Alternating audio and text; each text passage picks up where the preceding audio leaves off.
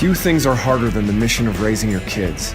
At the Dad Project, we get experienced dads to reveal what's worked for them, offering practical, time-tested advice. Being a successful dad is tough, and we're here to help you get it done. Welcome to the Dad Project. In this episode of the Dad Project, Rich Meyer discusses ways we dads can become more patient husbands and fathers. Rich is a Chicago native who currently works as the headmaster of a high school in Orange County, California. He and his wife have 8 children. One of my favorite movies of all time comes from the 1990s, a movie called Shawshank Redemption. Maybe you've seen it. But the lead character in the movie, a man by the name of Andy Dufresne, is imprisoned unjustly, it winds up being, for about 20 years for the murder of his wife. And there's this scene in the movie, much of the plot surrounds him attempting to escape from this prison, Shawshank. And there's a scene in the movie where he is slowly carving out a pathway from behind a poster that he keeps in his cell with a small little spoon, a tunnel to escape. And later in the movie, you see him out in the prison courtyard, slowly reaching into his pocket and emptying out little bits of dirt and gravel into the courtyard. And what you wind up learning as the movie goes on is that over a 20-year period, he carves out little by little with this little sharp spoon from behind this poster, this tunnel through which he is able to wind up ultimately escaping. And when you think about this, it makes me reflect on the amount of patience that this man had in pursuit of this goal to ultimately escape. After 20 years, filling his pockets with small, undetectable bits of gravel and dirt and sand that he would empty out every day, just a little by little, into this courtyard, so that ultimately he could escape and he could do so without detection. And I share that anecdote as we spend some time thinking about this ever important virtue as husbands and fathers of patience, how important this virtue is for us to really live and fulfill our roles well as fathers and as husbands. I'm a bit of a word geek myself. I taught high school Spanish for many years, so I really enjoy the etymology of words. And when you think about the word patience, it comes from this Latin root, which means Latin root pati, which it translates in modern parlance to the suffering, or rather to endure suffering.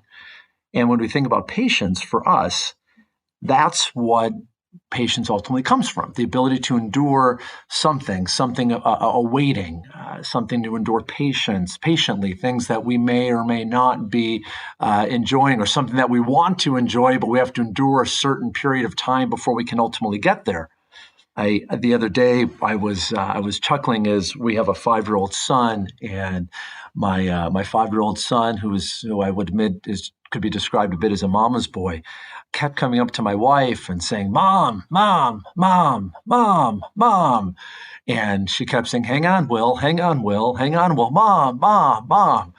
And so one of my other children turned to my son, Will, in turn and said, "Will, hey, Will, hey, Will, Will, Will." And at some point, he finally got frustrated. He said, "Stop." And it was a big chuckle in our family, but we kind of turned the tables on him, and he got to experience what it was like to have that persistent, constant nagging, if you will, and he wasn't able to be patient.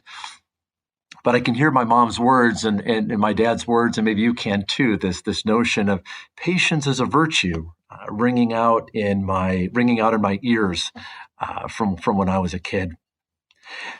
Patience, sometimes a saint from many, many years ago, St. Augustine from the 4th century, he put patience as this. He said, patience is the ability to tolerate evil things with an even mind, that we may not, with a mind uneven, desert good things.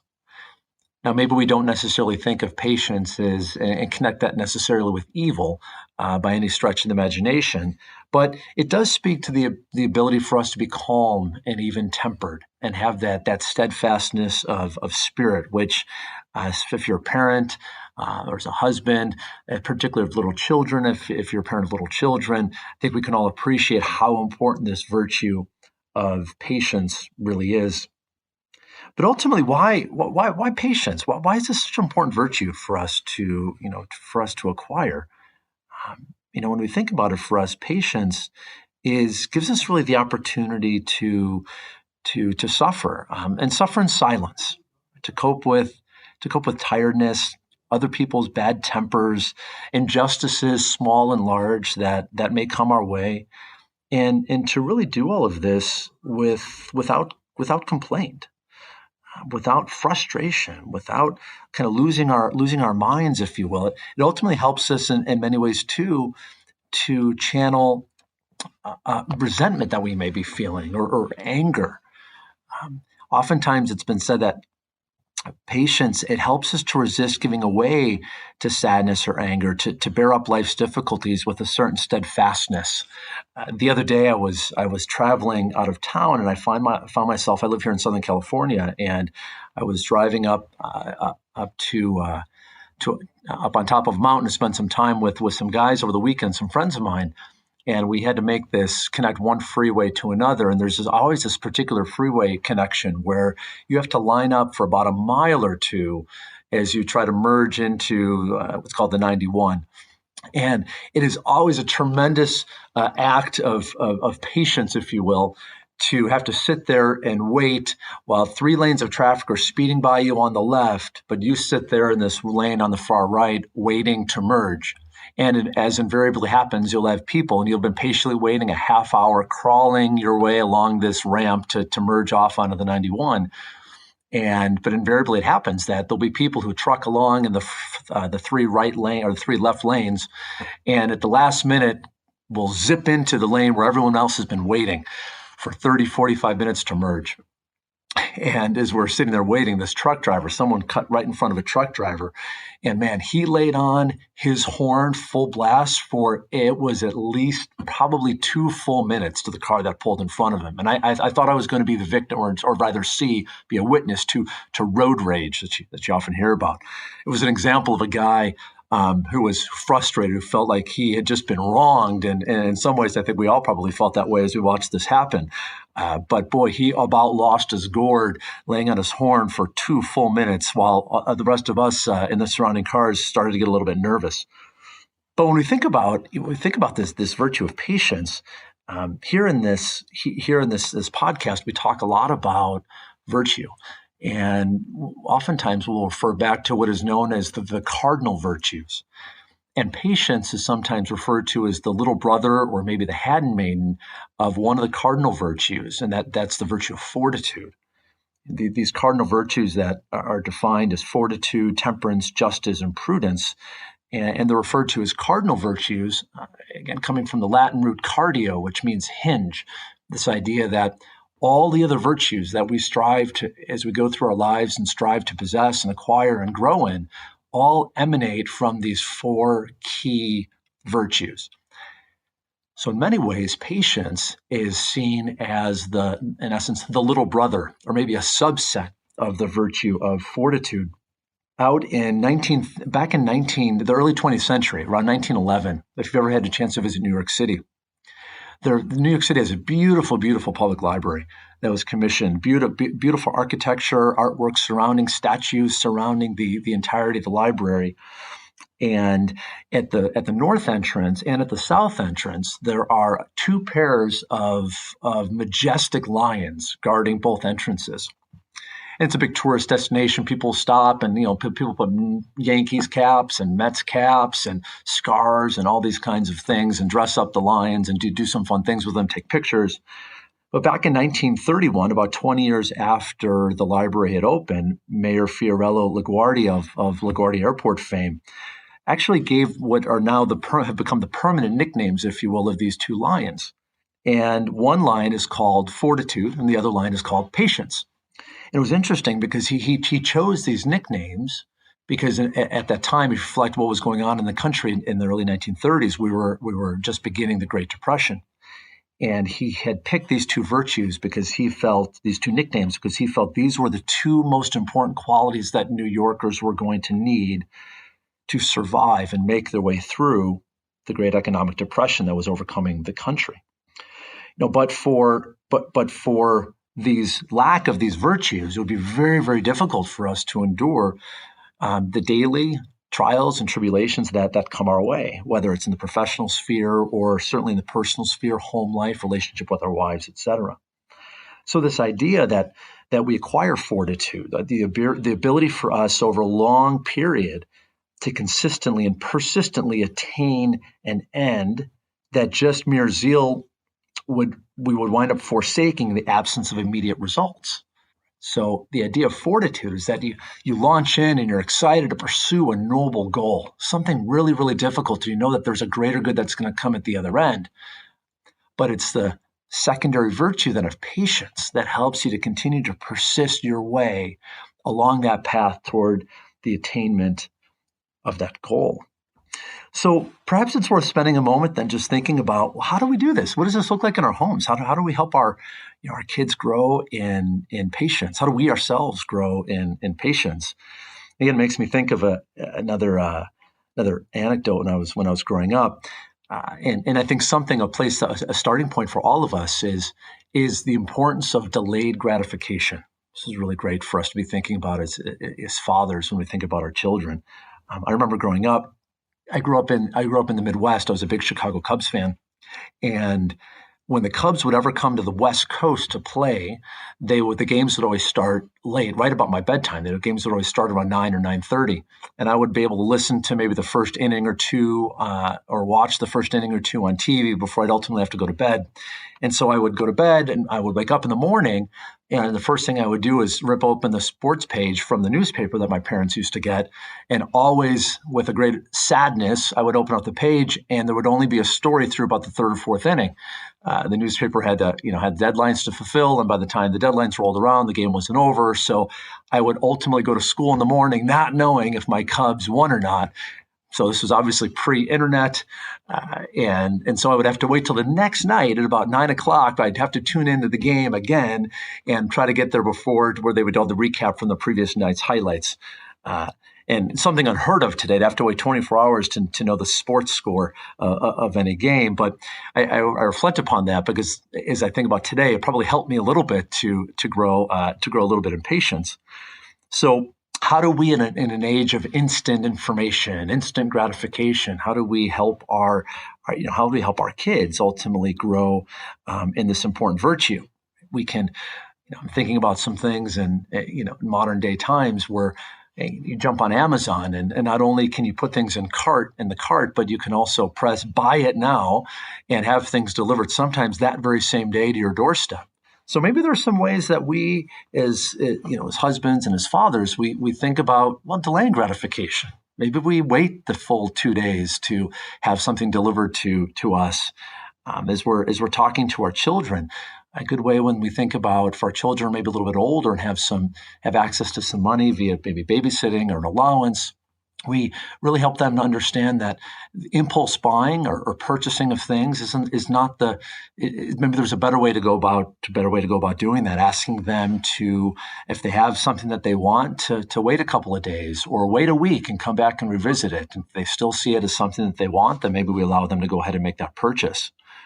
Dinner manners around, manners in general, but manners around the dinner table. My wife and I, we still have some small kids. Our youngest now are 8 and 5. But when I think back earlier in our marriage, when we had a lot of younger ones, the idea of keeping everyone at the dinner table is a real exercise in patience for little kids, for them to be able to sit there and learn to wait until people are finished eating and not to run off and go necessarily play with their toys or do whatever that they want to do. It's a really great way to help our young children just to be patient, grow in that virtue, to wait for people to finish dinner. Older siblings, having older siblings patiently bear with the immaturity or the faults of their younger siblings.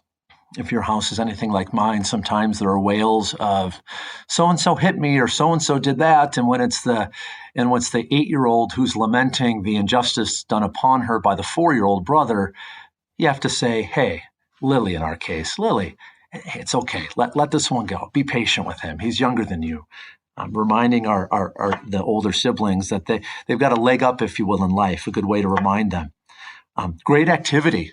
Although I have to say I detested this as a young boy growing up, but fishing, what a great way to help our children to do something, spend time with them, but also help them to grow in patience. The waiting, you're doing a lot more inactivity than activity. Maybe that's a fun way for us to help our kids grow in patience.